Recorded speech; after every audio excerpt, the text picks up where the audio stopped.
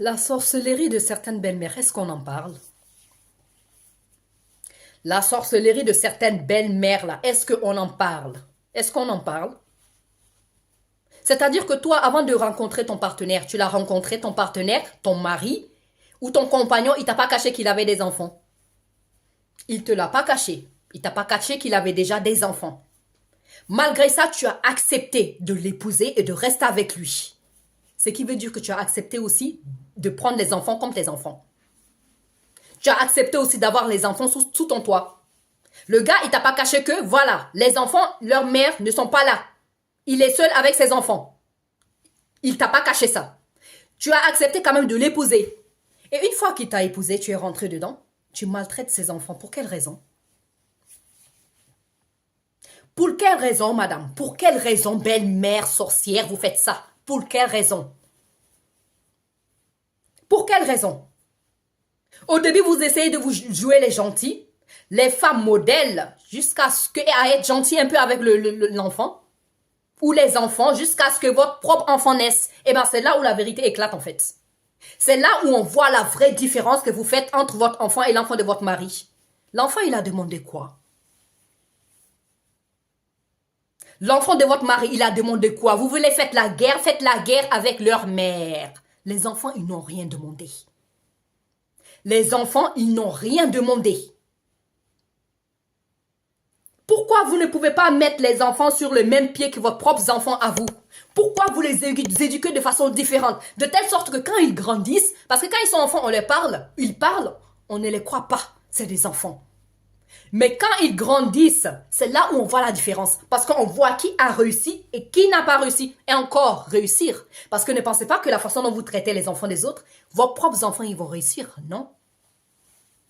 Ah non, c'est trop facile. Vos enfants, ils n'ont pas réussir. Vos propres enfants, ils ne vont pas réussir. Ils ne vont pas réussir, vos enfants. Si on parle de réussite, c'est par rapport à l'enfant d'autrui. Sa deuxième maison, c'est où? La prison. Voilà. Sa deuxième maison, c'est la prison. Il sort 1 mois, il rentre 4 mois. Il ressort 2 semaines, il rentre 7 mois. Voilà. Et sauf que votre fils, ils font pas la prison, ils vont pas la drogue, mais dans leur foyer, ça ne va pas. Dans leur boulot, ça ne va pas. Et vous pensez quoi? Vous pensez maltraiter l'enfant des autres, mal éduquer l'enfant des autres, et que vos propres enfants vont réussir, vont être en paix dans leur foyer? Et après, c'est vous qui vous promenez, vous pleurez. Vous ne comprenez pas. Vous comprenez très bien ce qui se passe. Vous comprenez très bien ce qui se passe dans cette vie-là. On récolte ce que l'on sème, tout simplement. Tout simplement. Pourtant, vous voyez bien que votre partenaire avec qui vous êtes, il a mal, il a un manque, il ressent un manque. La perte de ses enfants, le fait que les enfants soient éloignés de lui, il a un manque. Soit il tombe dans l'alcool, soit il tombe dans la drogue, soit voilà. Il n'arrive plus à s'en sortir. Mais quand même, il ne peut rien dire. Il a peur de vous. Qui sait? Il ne comprend pas la situation. Il comprend très bien la situation. Ces genres de personnes-là, peut-être ils ont peur de leur femme, mais ils comprennent très bien la situation. La femme émet ses pièges, ses systèmes pour chasser les enfants. Pour chasser les enfants, éloigner les enfants, pour avoir juste ses propres enfants à elle et son mari. Point barre, personne d'autre. Elle va même jusqu'au renvoyer l'enfant dans son pays et gâter ses papiers pour ne plus que l'enfant revienne. Pourquoi vous êtes sorcière méchante comme ça? Pourquoi vous êtes sorcière méchante comme ça? Pourquoi? Même les petits-fils, les enfants, les petits-fils ou les enfants de ces enfants-là, vous n'en voulez pas. Quand ils viennent à la maison rendre visite à leur grand-père, vous allez sortir toutes sortes de problèmes. Soit lui, il mange trop, soit lui, il a ça, soit elle s'habille pas bien, soit jusqu'à ce que, voilà, vous les mettez tous de côté. Et le beau-père aussi, le grand-père aussi, il est d'accord avec vous. Beau-père, je ne sais pas si vous vous rendez compte de la situation. Vous ne voyez pas que votre femme, là, vous manipule. Vous voyez pas que votre femme, là, c'est ce système à elle, en fait, pour éloigner tes enfants de toi, tes petits-enfants de toi, et garder que ces enfants et toi à ses côtés, point barre. Vous ne voyez pas ça? Vous ne voyez pas ça, vous ne comprenez pas ça. À chaque fois qu'elle vous sort une histoire, vous gobez. Vous gobez, oui, ah lui il mange trop, ah oui, lui il est tel, c'est une mauvaise personne, ah oui, vous mettez de côté. Et après vous souffrez. En silence, vous ne dites rien. Vous ne vous réveillez pas un peu, beau-père. Vous les beaux-pères qui subissez ça là, vous ne vous réveillez pas un peu. Vous refusez de vous réveiller.